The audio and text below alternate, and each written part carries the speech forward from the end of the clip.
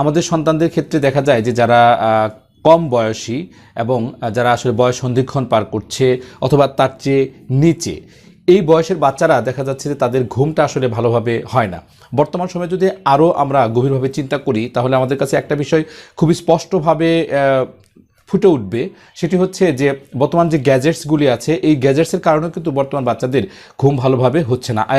আর ভালোভাবে যদি ঘুম না হয়, বিশেষ করে যারা ছোট বাচ্চা আছে তাদের ক্ষেত্রে যদি 9 থেকে 10 ঘন্টা ঘুম ওই রাত্রে যদি ঘুমাতে না পারে তাহলে কিন্তু তার ওয়ার্কিং মেমোরি যেটা আছে সেই ওয়ার্কিং মেমোরি কিন্তু ভালোভাবে কাজ করবে না এবং কনসেন্ট্রেশনের ক্ষেত্রে বারবার বাধাপ্রাপ্ত, সে আসলে ভালোভাবে কনসেন্ট্রেট করতে পারবে না। এর কারণ হচ্ছে যে তার যে 9-10 ঘন্টা ঘুমানোর কথা ছিল তার আসলে সাউন্ড স্লিপ হয় না। আবার অনেকের ক্ষেত্রে দেখা যায় যে সাউন্ড স্লিপটা শুয়ে থাকে ঠিকই কিন্তু সাউন্ড স্লিপটা হয় না।